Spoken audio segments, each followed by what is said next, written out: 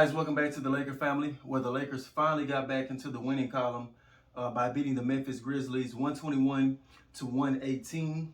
I saw a lot of good things, a lot of positives from last night.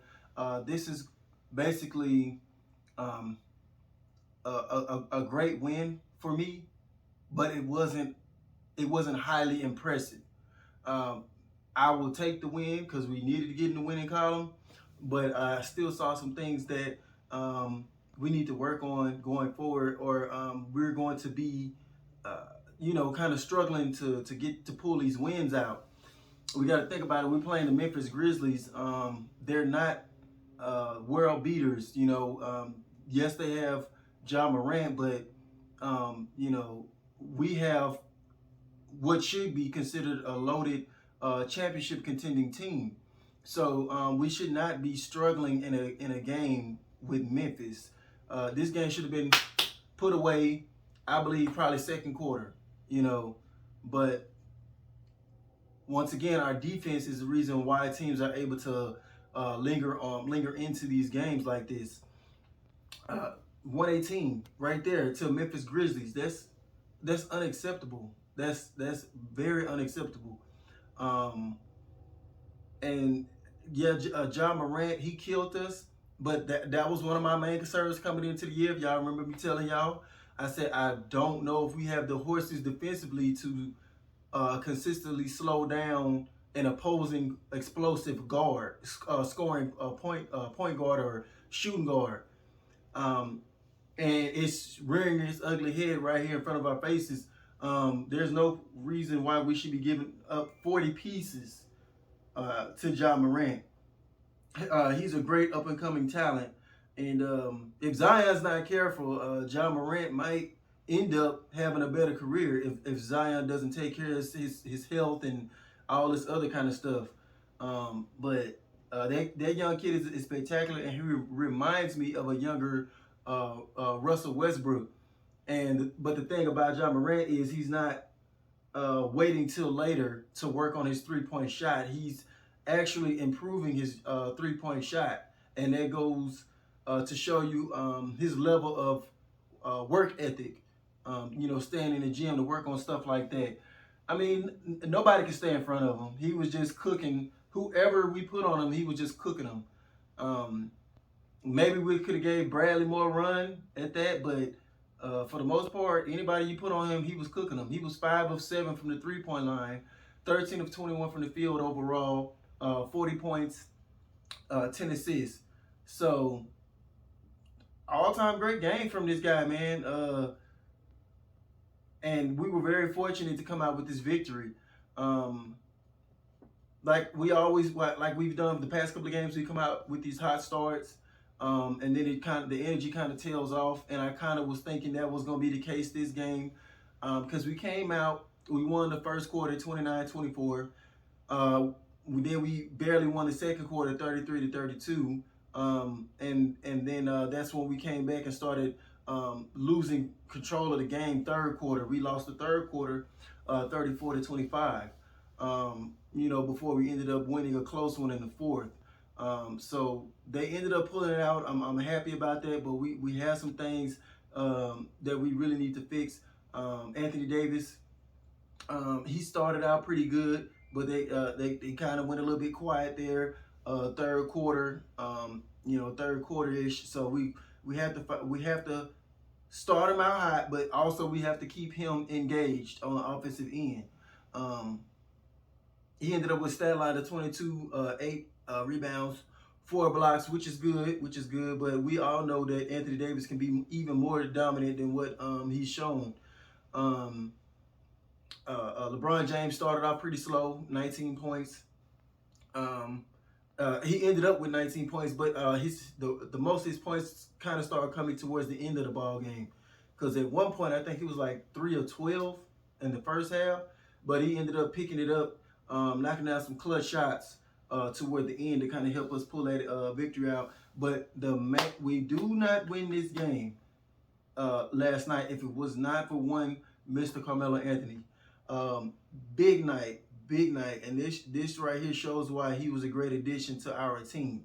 And I feel like he's more of a consistent help than what Kyle Kuzma was. Kyle Kuzma had great games here and there, but I feel like consistent. Like I don't care if Melo gives us 15 or whatever, 14, 15. It's the consistency every single game that you need from a player, especially a player like that you expect to be scoring for you coming off the bench. But he dropped 28 points, 2 blocks, 1 steal. He knocked down 6 3-pointers. He was 6 of 8 from 3-point range. Just overall great game from Carmelo Anthony. There were times at the end where we could have lost it, but he just straight ripped these 3-point shots. I was very happy about the performance from Carmelo Anthony last night. He saved us. He basically saved us. Reeves came in and did some great things. I think Reeves, Melo, and Monk. They had like the highest plus minus on the team, plus 19. So they came in and they all gave us some good production. Malik Monk, Reeves, they both did their thing when they got in the game last night. And I told y'all I felt like Reeves deserved more playing time, and he's proving it every time the coach gives him a chance out there. I don't know why Rondo didn't get in. I don't know if it had anything to do with the incident with the fan or something last game. I don't know. But all I know is I'm just glad that I didn't have to see a lineup with Rondo and Westbrook in at the same time, because that does not work. It has not worked.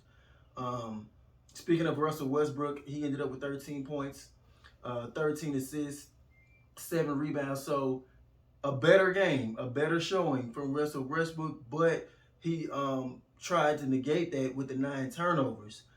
So all the up stats were cool, but those 9 turnovers, we can't have that. We need cooler heads to prevail from our point guard, our floor general. We need those 9 turnovers to come down. We ended up with 17 total, and he was responsible for 9 of those. We have to clean that up. And I'm going to just keep it a buck with you guys. Ja Morant played like what Russell Westbrook should be playing, and kind of like how Russell Westbrook used to play. So Russell Westbrook is kind of like he's staring at Ja Morant and seeing how he used to look. But I know Russell Westbrook is not that elite of athleticism and all that kind of stuff anymore. But at the same time, I know he's not as bad as he had been playing these first couple of games. Because the Russell Westbrook that ended last year ended up with another triple-double season, and was really playing well, extremely well, and so that's the Westbrook that I was expected to be getting, and we haven't got that so far. So no, I'm not expecting him to turn back the hands of time and play like how Ja Morant played last night, because he's not that athletic and stuff like that anymore. Does he still have some athleticism? Yes, but he doesn't have that fifth gear and that athleticism that Ja Morant possesses now at his young age. But that doesn't mean he should be coming out here playing like straight garbo, because we know Russell Westbrook is better than that. And I'm not going to get overly concerned this early, because other contending teams have had their kind of slow starts and rocky starts as well. I think Milwaukee came out with that strong game and then got shellacked by the Heat the second game. The Nets has their issues.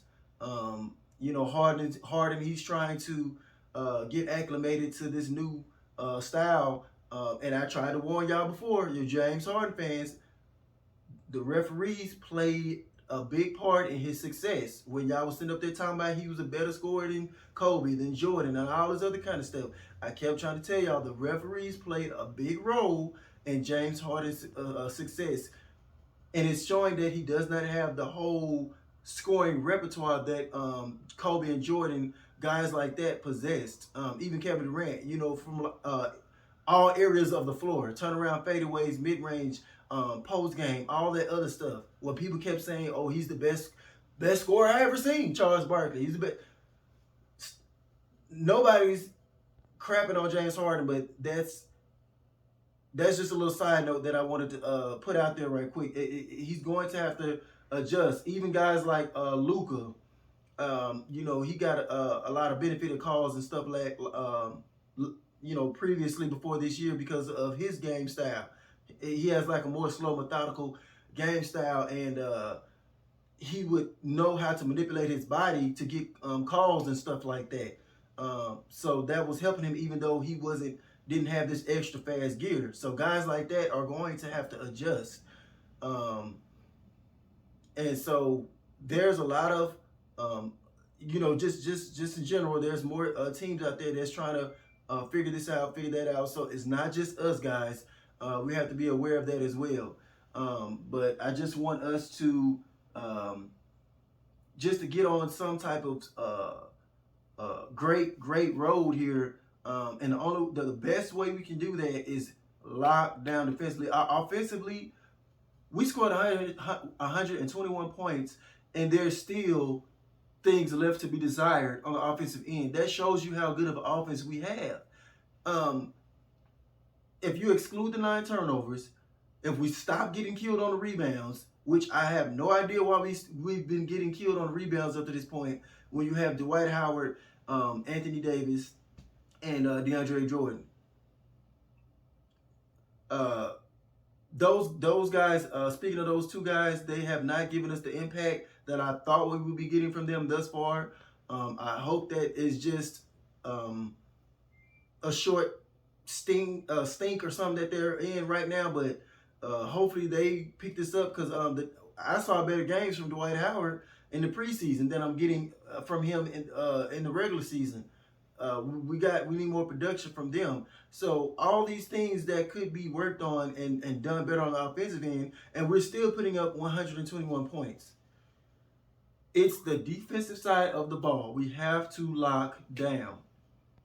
That's just that plain and simple. Frank Vogel, you are the defensive guru. Figure it out. But that's all I have for today, guys. As always, thank y'all for watching and supporting my channel. Please help it grow, though, by sharing, and subscribing. And I'll see you guys on the next one. Peace.